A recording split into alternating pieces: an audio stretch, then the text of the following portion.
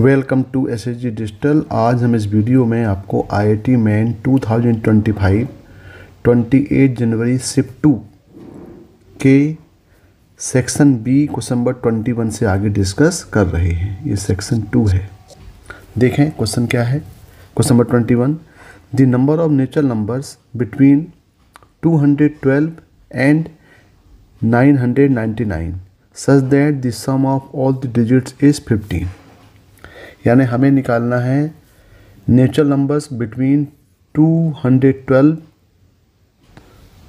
And 999 और condition क्या दिया है कि sum of the number is 15। तो देखें यहाँ पे सम ऑफ द नंबर इज़ 15 बोल रहा है। तो यदि हम यहाँ पे कंडीशन लेके चलें कि इफ़ x इक्वल टू हम 2 लें, यदि हम x इक्वल 2 ले रहे हैं तो हमको y प्लस जेड की वैल्यू, क्योंकि टोटल यहाँ पे x plus y plus z तीनों का सम कितना होना चाहिए, 15 होना चाहिए। ये कंडीशन है। तो यदि हम x इक्वल 2 ले रहे हैं तो y प्लस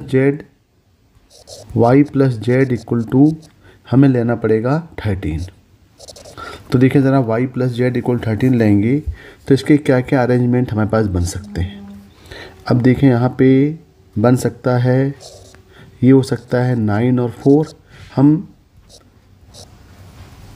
और फिर हो सकता है 8 और 5, देन 7 और 6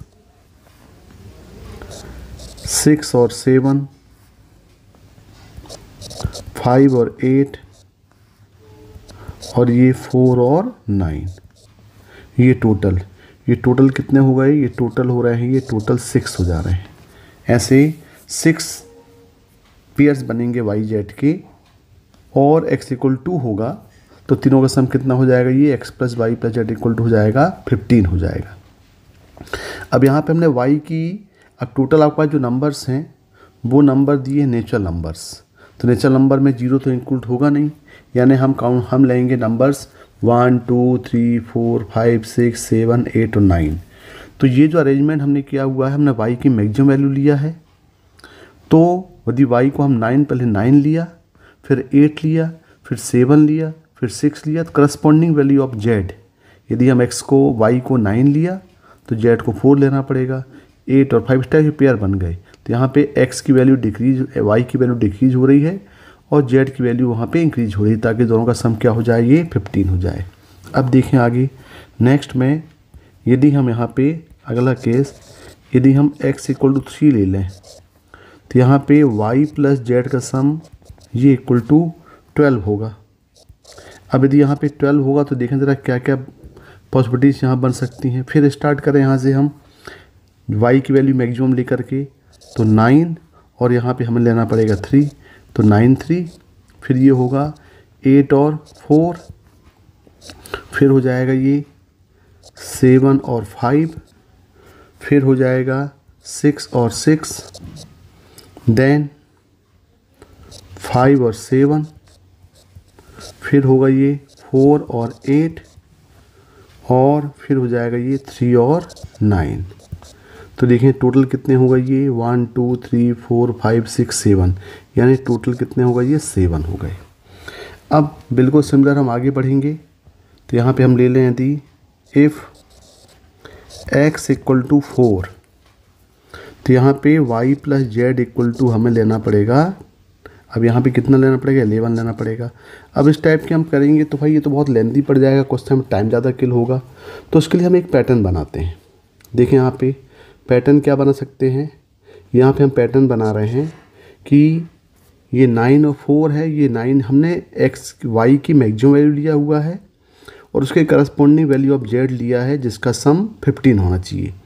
तो यहाँ पे 9 लिया तो हमने क्या पैटर्न बनाया, यहाँ पे हम इसको ले सकते हैं कि 9, दोनों को मैच करते हैं। 9 पहले जो लिए हैं 9 की y की मैक्सिमम और z की करस्पॉन्डिंग उस सम इज़ 13। यहाँ पे 9 y की मैक्सिमम और फिर मेकिंग y प्लस जेड 12, यहाँ पे z इक्वल टू हमने 3 लिया। तो ये 9 4 है, तो यहाँ पे हमने लिखा पहले 9 माइनस 4 और इसमें हमने 1 ऐड कर दिया। तो ये कितने हो रहे हैं, ये हो रहा है टोटल 6 हो रहा है। देखें यहाँ पे देखें, यहाँ पैटर्न क्या बनेगा, यहाँ पैटर्न हो जाएगा ये 9 3 है, तो यहाँ पे हो जाएगा ये 9 माइनस 3 प्लस 1, यानी ये हो जाएगा, ये कितना हो गया, ये हो गया 7। तो देखो 7 आ रहा है। बिल्कुल सिमिलर इसी पैटर्न से हम आगे बढ़ते हैं। अब इस पैटर्न से आगे बढ़ेंगे तो यहाँ पे क्या होगा, ये हो जाएगा 9 और 2, और बिल्कुल सिमिलर यहाँ पे क्या हो जाएगा, ये हो जाएगा 2 और 9।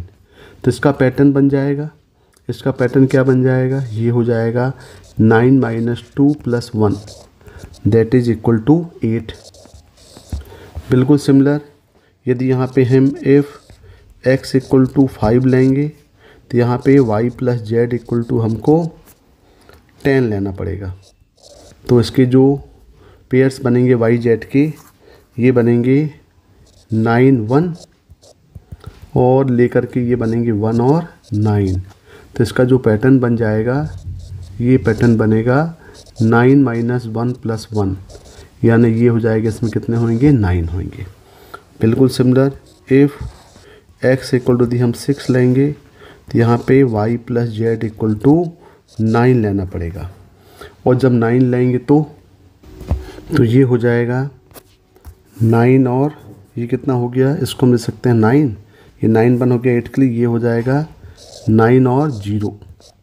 तो यहाँ पे हो जाएगा ये कितना हो जाएगा, फिर ये हो जाएगा 0 और 9।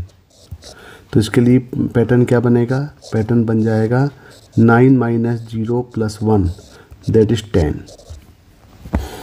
Next if x equal to 7 तो यहाँ पे y plus z equal to होगा 8। तो स्टार्टिंग होगा 8 और 0, बिल्कुल सिमिलर पैटर्न में जा रहे हैं हम, 0 और 8। तो इसका जो पैटर्न बनेगा ये होगा 8 minus 0 plus 1 that is 9। Next देखें, इफ़ x इक्वल टू 8 तो यहाँ पे y plus z equal to हो जाएगा ये 7। तो पैटर्न बनेगा 7 और 0 अप टू 0 और 7, और ये हो जाएगा 7 माइनस 0 प्लस 1 दैट इज़ 8। और इफ़ x इक्वल टू 9 तो y प्लस जेड का सम कितना होगा, ये हो जाएगा 6। तो यहाँ जो पैटर्न वो होगा, y और z के पेयर्स बनेंगे 0 6 से लेकर के ये हो जाएगा 0 और 6, और ये पैटर्न बनेगा 6 माइनस 0 प्लस 1 इक्वल टू 7। तो टोटल यहाँ पे कितने नंबर्स बनेंगे, टोटल सबका सम निकालना है। तो सम यहाँ पे ऐड कर दें, 6 plus 7 plus 8 plus 9 plus 10 plus 9 plus 8 plus 7।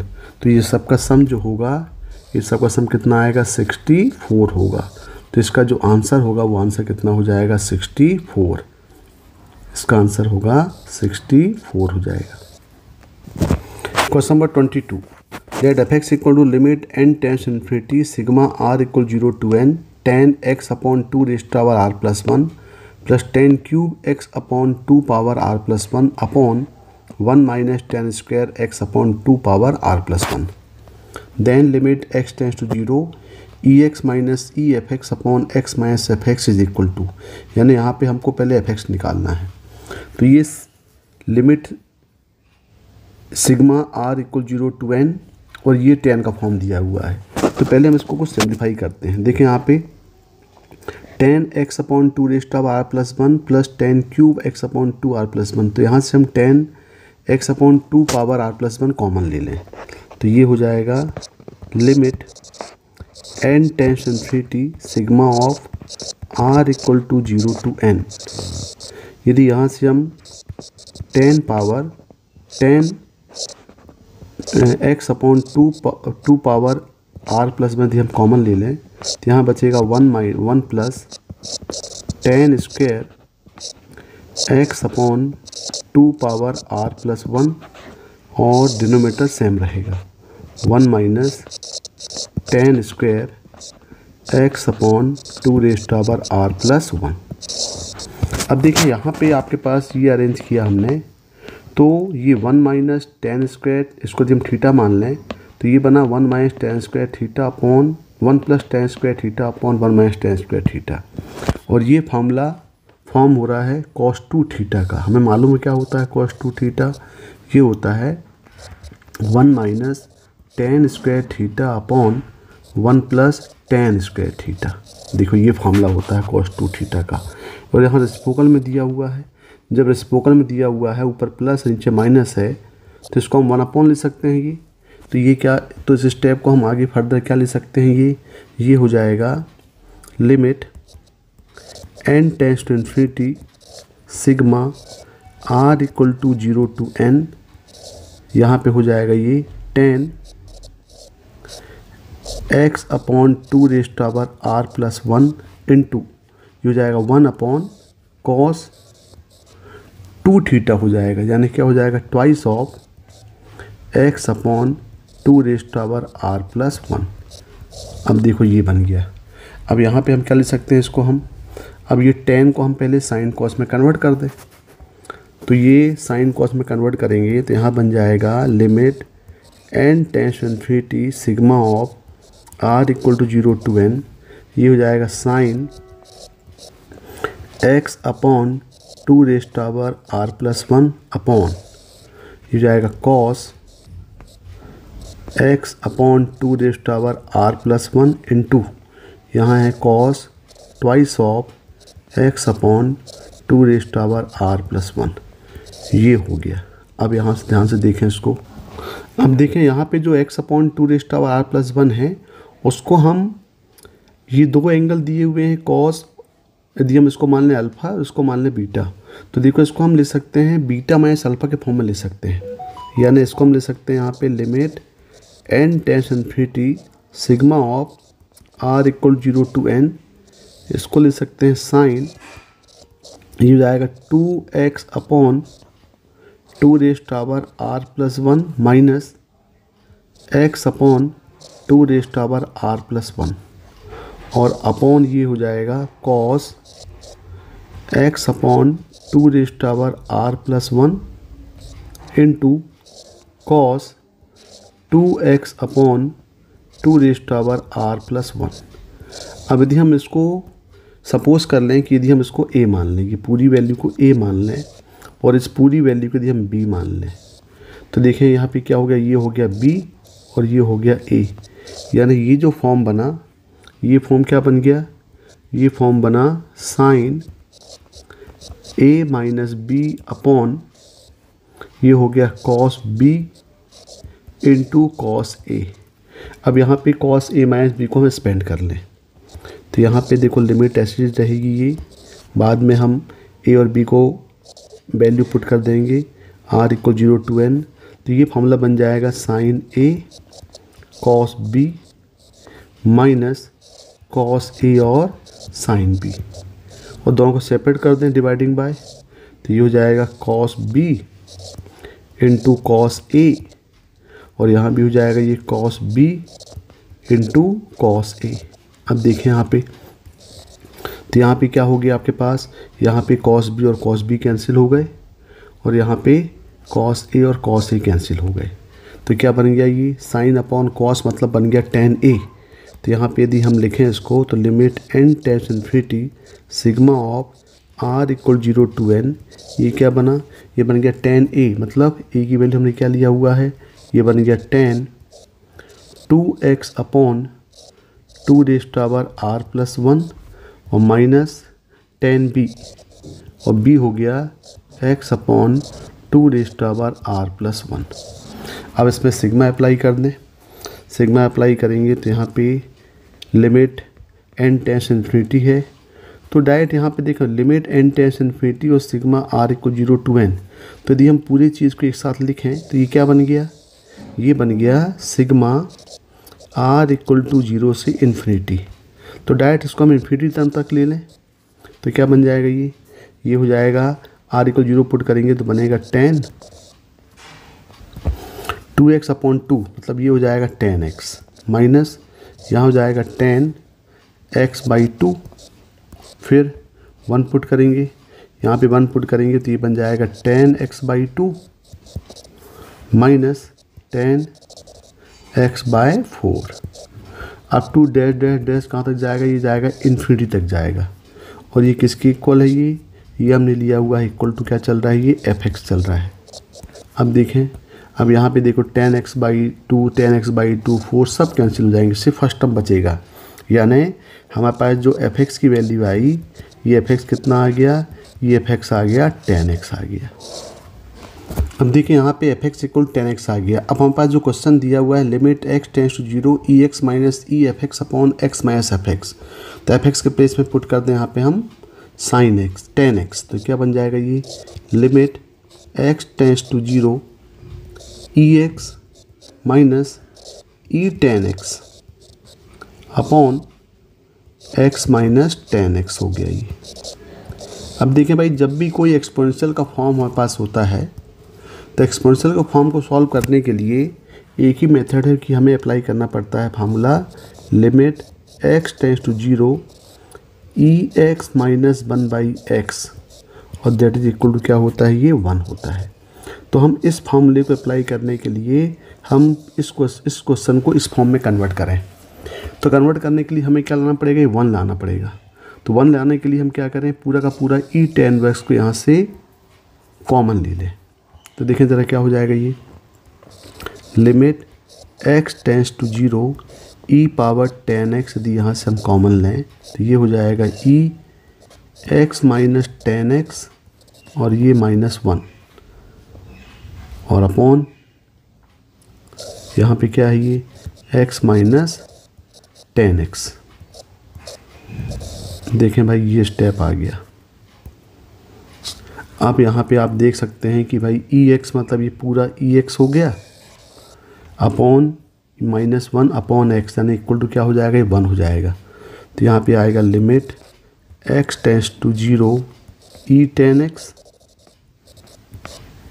Into limit x tends to 0 e x minus 10x -1 upon x minus 10x। तो ये तो 1 हो गया, ये क्या हो जाएगा, ये हो गया 1 और यहाँ पे e की power 0 that is 1, 1 into 1 equal to 1। तो आंसर क्या होगा, 1 होगा। यानी इसका जो आंसर आएगा इस क्वेश्चन का, क्वेश्चन नंबर 22 का आंसर क्या होगा, ये 1 होगा। Question number 23, the interior angles of the polygon with n sides are in AP with common difference 6 degree. If the largest interior angle of the polygon is 219 degree, then n is equal to. तो ये easy question है भाई। The interior angle of a polygon with n sides are in AP, यानी जो interior angle दिए हैं polygon के, total n sides हैं, वो किस में दिए हैं, AP में दिए हैं। तो यहाँ पे टोटल साइड दी गई हैं n, और ये जो इंटीरियर एंगल्स हैं ये AP में दिए हैं, और इसका कॉमन डिफरेंस दिया हुआ है 6, मतलब d इक्वल टू हम मान लें 6 दिया है। इफ़ द लार्जेस्ट एंगल, तो मान लो लार्जेस्ट एंगल है उसका हम nth टर्म मान लें, उसको Tn मान लें।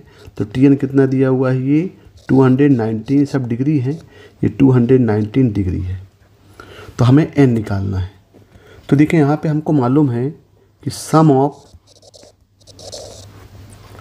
Interior angles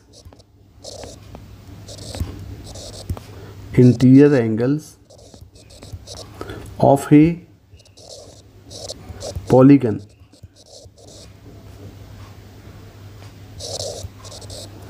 having n sides, ये कितने होते हैं भाई, ये तो आपको फॉर्मूला मालूम है, ये इक्वल टू होता है n माइनस 2 इंटू 180 डिग्री। यानी यदि हमारे पास कोई ट्रायंगल है तो उसकी नंबर ऑफ साइड्स 3 हो गए, तो 3 माइनस 2 इक्वल टू 1 मतलब 180 डिग्री, यानी ट्रायंगल के इंटीरियर एंगल का सम 180 डिग्री हो गया। यदि हम कोऑर्डिनेटर की बात करें तो यहाँ पे हम n इक्वल टू पुट करते हैं 4 माइनस 2 हो गया, 180 इंटू 2 हो गया, ये 360 डिग्री। तो जो कोऑर्डिनेटर के इंटीरियर एंगल, चारों एंगल का जो सम है वो 360 डिग्री होता है। तो यदि हम पॉलीगन n साइड्स के ले रहे हैं तो उसका जो सम होता है ये n माइनस 2 180 डिग्री होता है, और इसी को हम क्या मान लें, इसी को हम मान लेते हैं Sn, क्योंकि ये AP में दिया हुआ पूरे एंगल्स। तो यदि हम Sn मान लिए इसको, तो इसी को लेके चलें तो देखें Sn इक्वल टू क्या हो जाएगा, ये n/2 2a plus n-1 into D. तो सम Sn यहाँ पे हमारे पास कितना दिया है, ये n-2 into 180 degree equal to n/2 a हमारे पास मालूम नहीं है तो यहाँ लिखते हैं 2a, ये भी डिग्री है, plus n-1 into D. D कितना दिया, 6 दिया है। अब इसको ज़रा सॉल्व कर लें। सॉल्व करेंगे तो ये हो जाएगा आपका, यहाँ से देखें ये 2 तो कैंसिल हो सकता है, डायरेक्ट हम करें यहाँ से तो ये हो जाएगा n-2 इंटू 180 डिग्री। यहाँ से यदि हम 2 कैंसिल कर दिए तो ये हो गया an प्लस यहाँ 3 बचेगा तो ये हो जाएगा 3n² माइनस 3n। तो ये हम मान लेते हैं कि ये इक्वेशन नंबर 1 हो गया। अब इसका जो लार्जेस्ट एंगल दिया है, लार्जेस्ट एंगल इसको हमने माना हुआ Tn, ये दिया हुआ है 219 डिग्री। तो क्या हुआ, मतलब Tn इक्वल टू दिया है 219 डिग्री। Tn कितना हो जाएगा, a plus n-1 into D. D कितना दिया, 6 इक्वल टू 290 डिग्री। तो यहाँ से a कितना हो जाएगा, यहाँ से a की वैल्यू हो जाएगी 219 प्लस 6 करेंगे तो ये हो जाएगा 225 डिग्री और प्लस 6n, ये डिग्री है। ये क्वेश्चन नंबर 2 हो गया। अब हम 1 और 2 से सॉल्व करें, 1 और 2 को सॉल्व करें, मतलब a की वैल्यू 2 से लेकर के 1 में पुट करें। तो फ्रॉम 1 एंड 2 क्या हो जाएगा, देखिए ज़रा इसको सिंप्लीफाई करते हैं। तो यहाँ पे हो जाएगा, ये a की वैल्यू यहाँ पे है तो यहाँ पुट करें तो ये हो जाएगा 225 degree plus 6 degree n into n plus 3n² minus 3n equal to ये हो जाएगा 180 डिग्री n और माइनस 360 डिग्री। अब यदि सिंप्लीफाई करें तो ये हो जाएगा 225 डिग्री n माइनस 6n², ये भी डिग्री है, plus 3n² minus 3n minus 180 degree n plus 360 equal to 0।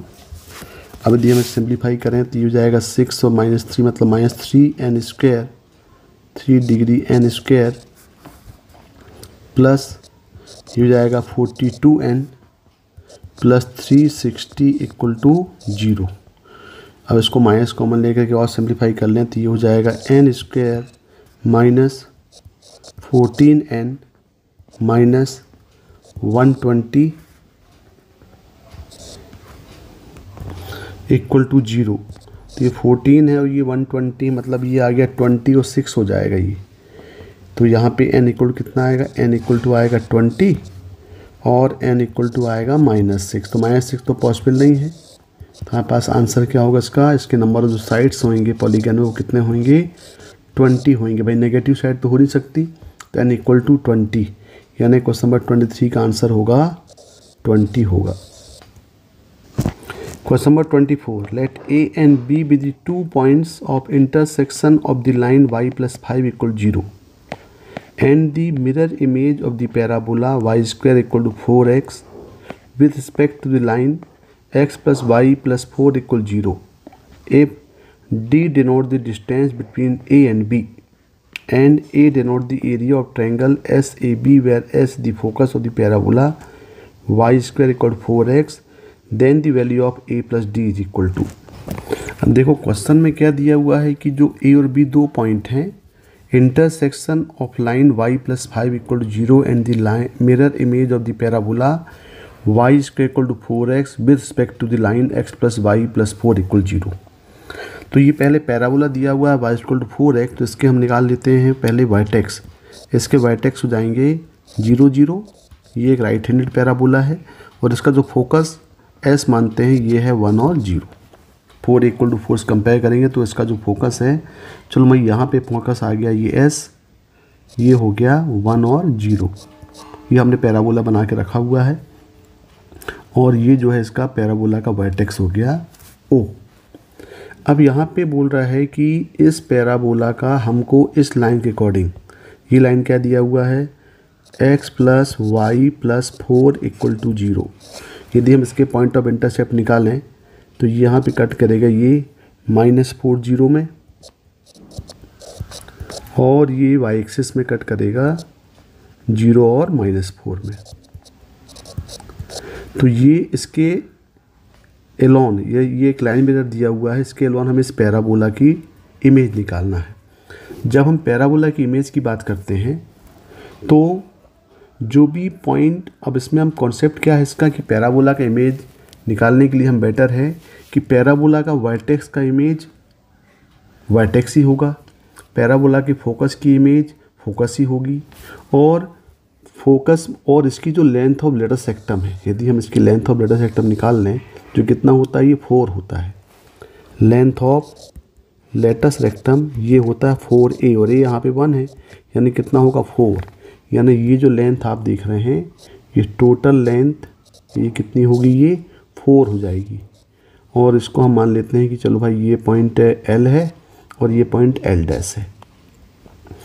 तो यहाँ पे कॉन्सेप्ट ये लगाते हैं हम कि भाई पॉइंट की इमेज निकाल लें अलोंग द लाइन। तो यदि हम लाइन की पॉइंट की इमेज निकालें तो इमेज का फार्मूला आपको मालूम है क्या होता है।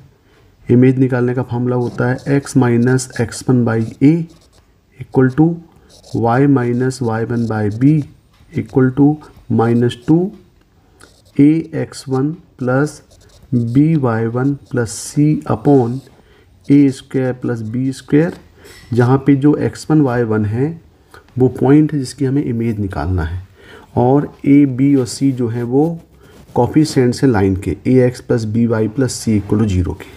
तो यदि यहाँ पे हम देखें, सबसे पहले हम लाइन की इमेज निकालते हैं वर्टेक्स की। तो देखिए यहाँ पे image of vertex O 0 0 with respect to line x + y + 4 = 0। तो डायरेक्ट हम फार्मूला लगा देते हैं। फार्मूला हो जाएगा x - x1, यानी ये हो जाएगा x - 0/1 coefficient of x = y - 0/b यानी कोफिशिएंट ऑफ 1 = -2 ax1 मतलब हो जाएगा 0 + 0 + 4 अपॉन यहाँ पे हो जाएगा a² + b² 1² + 1² हो जाएगा 2। तो यहाँ पे क्या मिलेगा, ये x = y = ये हो जाएगा -4। यानी जो इमेज हो जाएगी, इमेज इसकी इमेज 0 0 कितनी होगी, ये जो पॉइंट होगा ये कहलाएगा, ये पॉइंट क्या होगा, ये पॉइंट होगा -4 और -4, और ये क्या कहलाएगा, ये -4 इसको हम भी मान लेते हैं इज वर्टेक्स ऑफ मिरर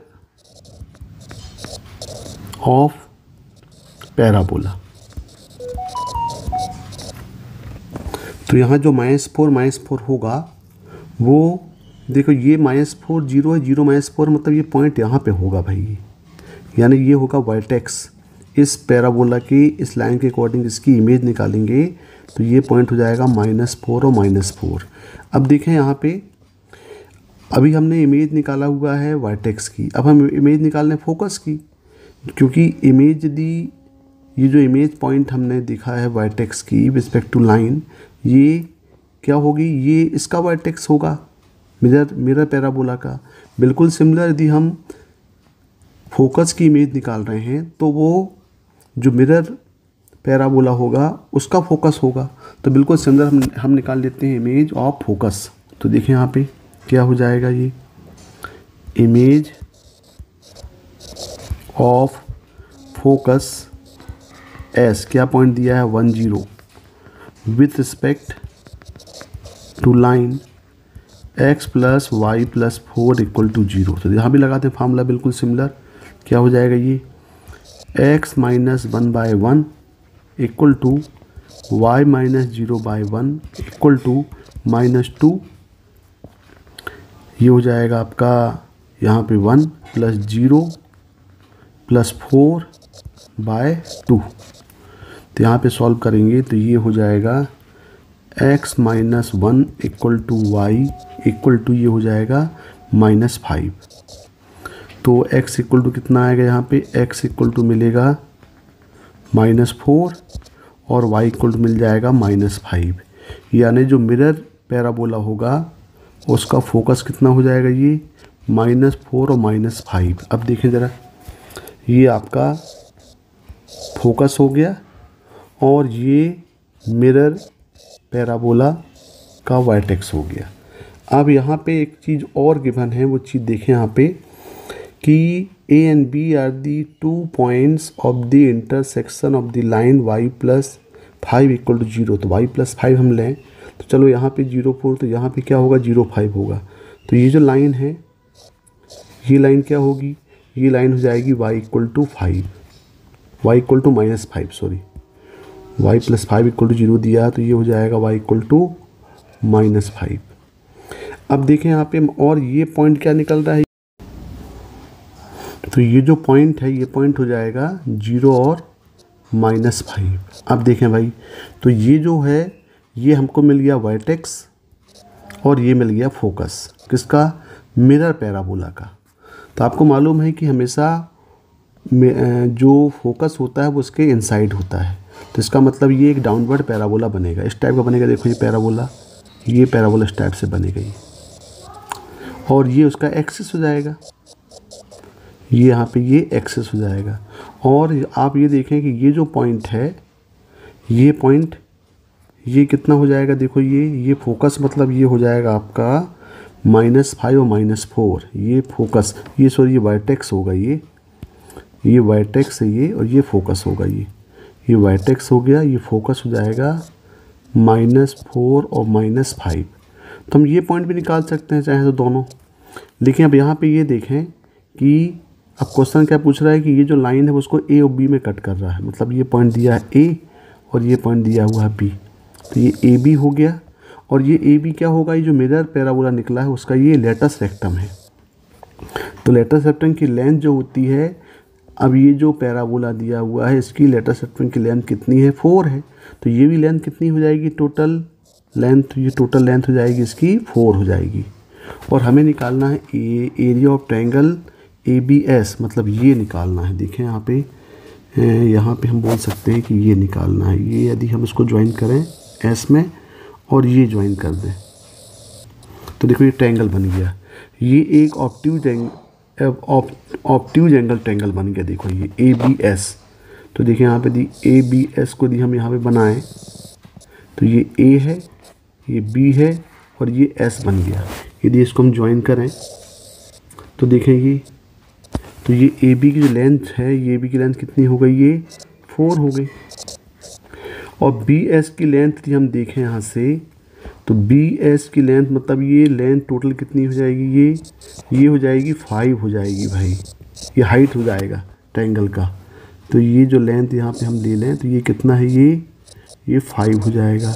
तो इसका एरिया कितना हो गया, एरिया ऑफ ट्रायंगल, तो यहाँ पे area of triangle ABS = 1/2 base यानी AB इंटू हाइट का मतलब हो गया ये SM, तो ये हो जाएगा 1/2 इंटू AB हो जाएगा 4 और इंटू ये 5, यानी टोटल ये जो होगा इसका ये = हो जाएगा 10। और इस 10 को क्वेश्चन में क्या बोला है, देखें एरिया क्या बोला हुआ है, ये क्वेश्चन में ये बोला है small a denote the area of triangle SAB, इसको बोला है A, इसका मतलब यहाँ पे A = कितना हो गया, ये 10 हो गया, A कितना है 10 है। और D क्या बोला है यहाँ पे, D जो बोला है denote the distance between A और B, तो A और B की लेंथ कितनी हुई है, ये 4 है, मतलब एज पर क्वेश्चन D = आ गया 4। तो दोनों का सम कितना हो जाएगा, ये A + D = हो जाएगा 14। तो इसका जो आंसर है, बहुत अच्छा क्वेश्चन है ये, इसका आंसर कितना होगा, ये ए प्लस डी का सम हो जाएगा ये 14।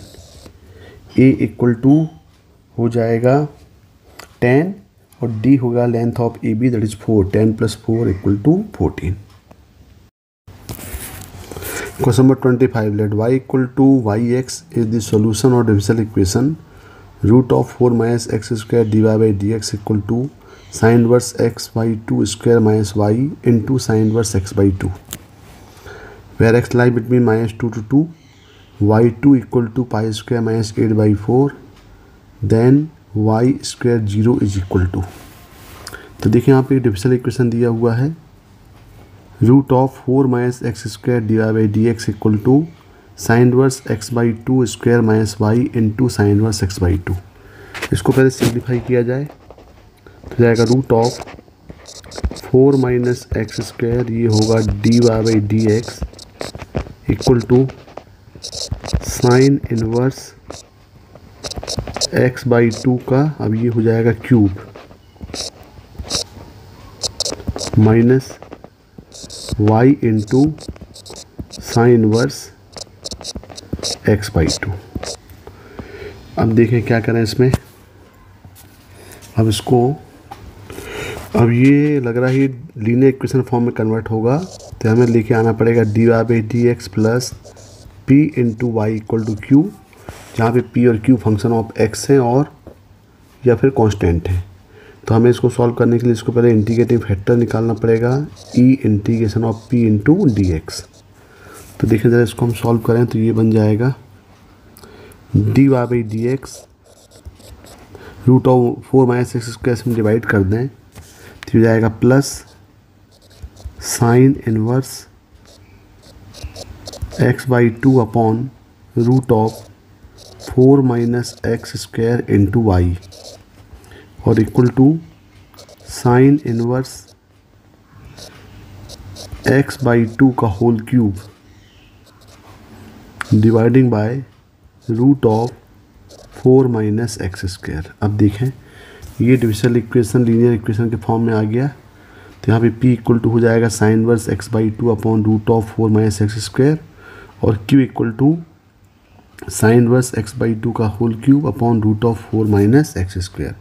अब इसका निकालते हैं इंटीग्रेटिंग फैक्टर। इसका इंटीग्रेटिंग फैक्टर हो जाएगा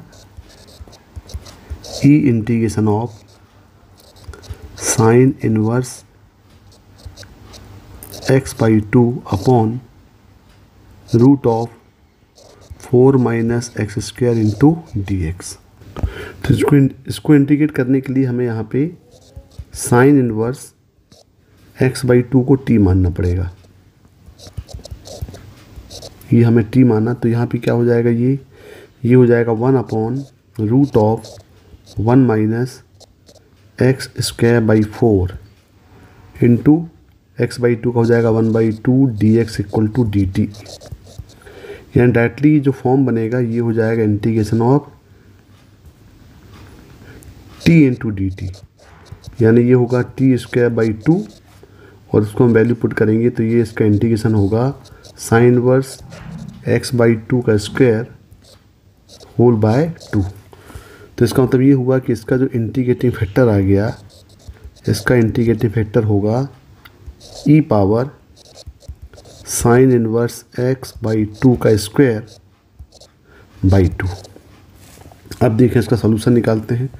तो इसका सलूशन क्या होता है, यहाँ पे इंटीग्रेटिंग फैक्टर निकालने के बाद सलूशन होता है y into integrating factor equal to integration of q into integrating factor dx plus c। तो यहाँ पे क्या हो जाएगा, ये बन जाएगा y इंटू इंटीग्रेटिंग फैक्टर है e साइन इनवर्स x/2 का स्क्वायर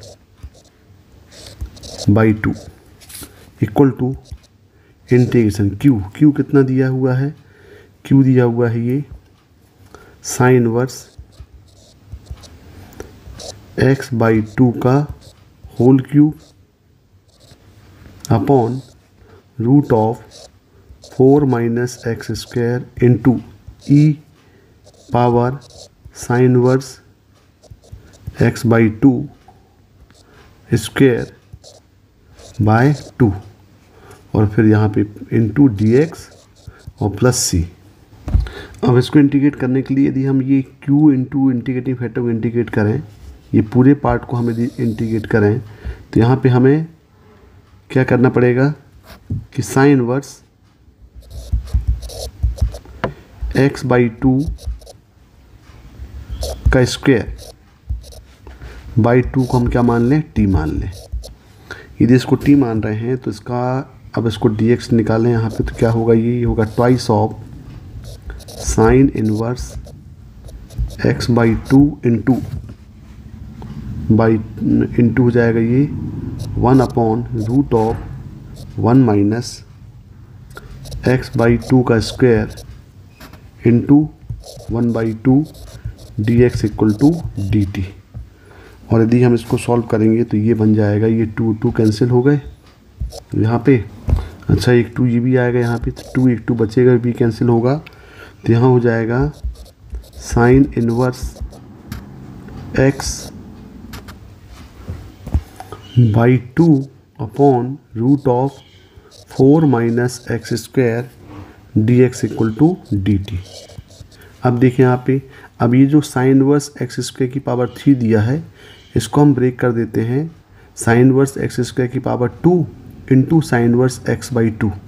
तो एक ये, तो यहाँ पे यदि हम इसको देखें तो ये हम इसको अरेंज करके ये बन जाएगा integration of sine inverse x by 2 का whole square into sine inverse x by 2 upon root of 4 minus x square into e sine inverse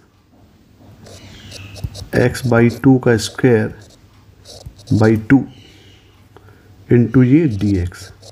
तो यदि यहाँ पे इसको t मान लेंगे हम तो dt बन गया, मतलब ये जो फॉर्म है ये फॉर्म आएगा twice of integration of t into E T और dt। और t ई टी को यदि हम यहाँ पे इंटीग्रेट करेंगे, बाई पार्ट्स लगाएंगे, तो इसका इंटीग्रेशन होता है twice of E T into T minus 1, यानी ये हो जाएगा आपका, यहाँ वैल्यू पुट करेंगे तो यहाँ पे हो जाएगा ये twice of e sine inverse x by 2 का square by 2 in bracket sign inverse x by 2 square by 2 और ये माइनस 1। अब देखें यहाँ पे, तो इसको हम पूरा फॉर्म में लिखें तो क्या हो जाएगा, देखो ये पूरा इसके प्लेस में इंटीग्रेशन निकाल लिया, तो ये हो जाएगा y इंटू, ये क्या बन जाएगा देखें, y into e power sine inverse x by 2 का square by 2 equal to twice of e sine inverse x by 2 का square by 2 into sine inverse x by 2 square by 2 minus 1 और ये plus c। अब देखें भाई, c निकालने के लिए क्या दिया हुआ है, c निकालने के लिए यहाँ पे आपके पास दिया है y2 equal to pi square minus 8 by 2, यानी यहाँ पे हमें ये c निकालना है।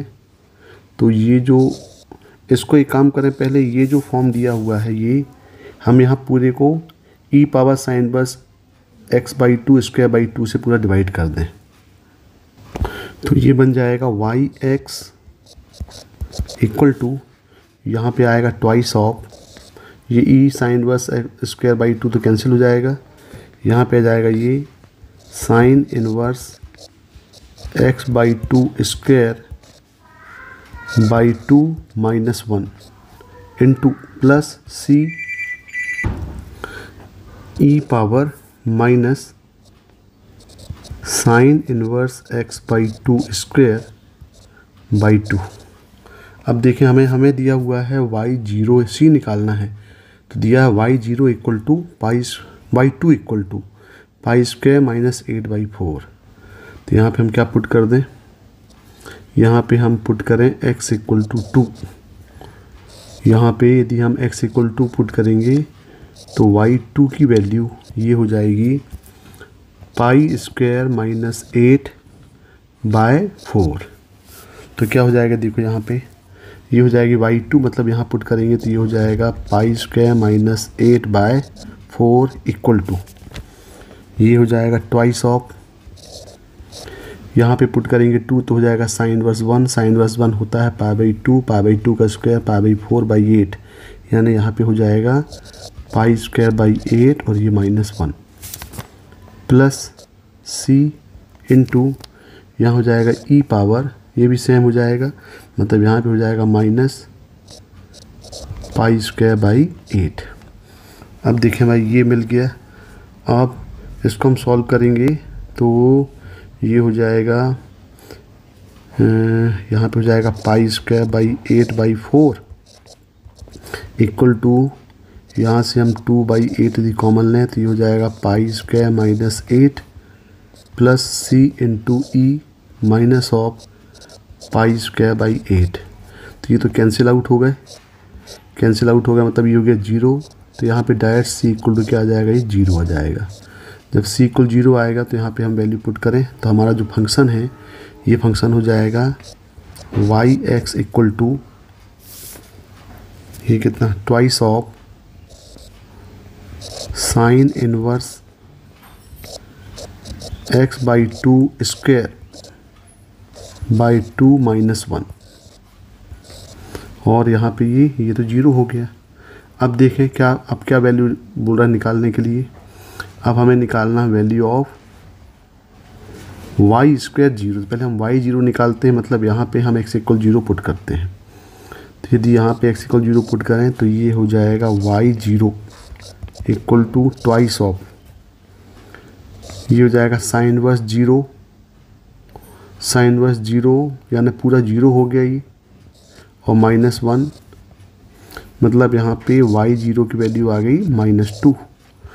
तो y स्क्वायर 0 इक्वल टू ये मिल गया, ये -2 होगा, y स्क्वायर 0 कितना हो गया, ये 4 हो गया। तो इसका आंसर कितना आएगा, इसका आंसर आएगा 4। थोड़ा लेंदी क्वेश्चन था ये, कैलकुलेशन ज़्यादा थी इसमें, ये आएगा 4। तो क्वेश्चन नंबर 25 का आंसर 4 होगा। Okay, thank you.